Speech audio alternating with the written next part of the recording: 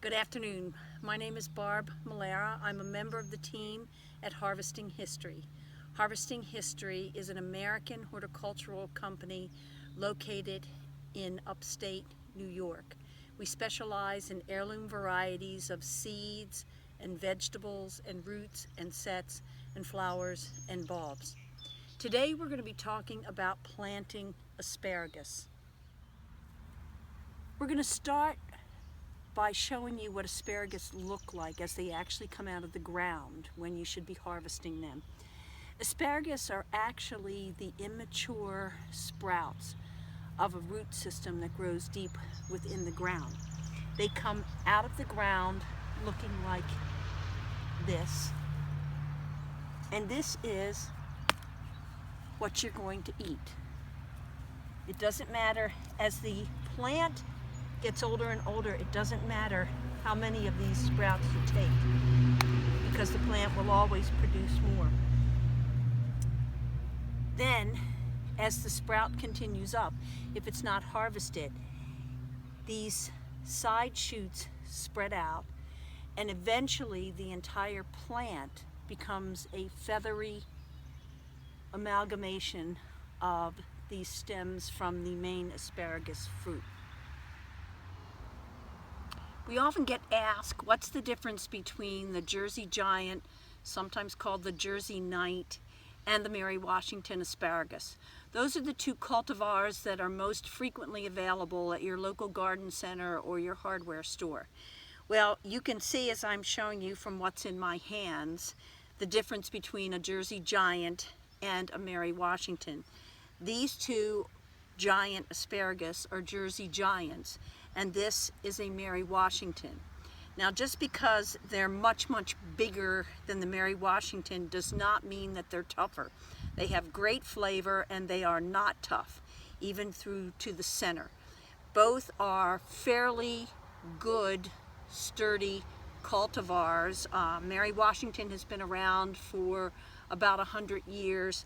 Jersey Giants have been around for between 50 and 75 years. Both seem to have some degree of disease resistance. So you can see from what I'm holding in my hands what the difference is between the two.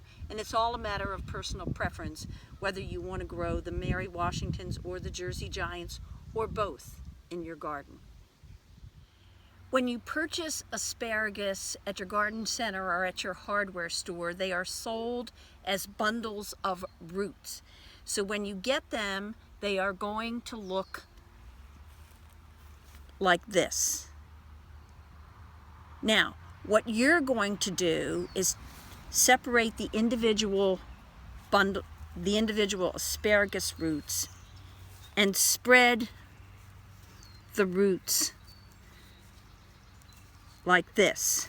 Now, let me explain. The center of this whole thing is actually the asparagus, but the center is called the crown, and these are called the roots. The spider legs are called the roots. When an asparagus shoot grows, it grows out of the crown. And if you can look at where my finger is pointing, there are two asparagus shoots ready to germinate and begin to grow. So this is the crown, and these spider legs are the roots. But really, the whole thing is the asparagus root. I often get asked again, can we grow asparagus in containers? I think it's possible to grow asparagus in containers, but you have better uses of your time. So what I advise people to do is not to think about building an asparagus bed until you're in a home where you're going to be for at least 5 to 7 years. If you're in that home and you have a place in full sun where you would like to have an asparagus bed, it's a lot of effort, but if you put the effort in at the beginning, you will be very pleased with the results in 2 to 3 years. Most asparagus roots, and remember we were just talking about the asparagus root, most asparagus roots are 1 to 2 year roots. If you can get 2-year roots, of course, that's a lot better than 1-year roots, but either one are very viable. So what you're going to do if you're going to build an asparagus bed is you are going to build a trench. You're going to dig a trench that is at least 15 inches wide and 15 to 18 inches deep. Now, if you're smart, what you'll do is rent a backhoe for an afternoon, because it'll take you about an hour to do it. If you are a glutton for punishment, then what you'll do is dig the trench by hand, and that'll probably take you the better part of a day, depending on the kind of soil that you have. So my advice is go pay the money for the backhoe. It really is worth it. So what you do is, what you see here is I'm just filling in some bare spaces in my asparagus bed. And if you can zoom in, remember in the fall when I was teaching you how to plant garlic? Well, these are the young garlics. They just came out of the ground about a month ago, and they'll be ready to harvest probably in another 6 to 8 weeks. So those little cloves do turn into beautiful garlics. But let's get back to asparagus. Okay, so what you're going to do is you're going to rent a backhoe and dig a trench that's 15 to 18 inches deep and at least 15 inches wide. Then you're going to line that trench with compost if you can get it. And look at this. This is our homemade compost. Isn't that gorgeous? Okay, and then you're going to take this spidery asparagus root and you're going to lay it on top of the compost, making sure the spider legs are nicely, but not perfectly, spread apart. And then we're going to take this spidery looking asparagus root. Remember, these are the roots and this is the crown, but the whole thing really is the root. And we're going to lay it gently on top of that compost bed, making sure that the spidery legs are spread around as well as you can.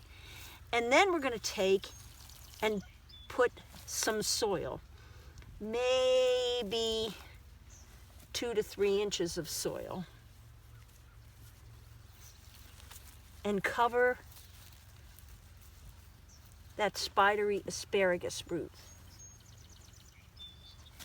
but just with 2 to 3 inches of soil.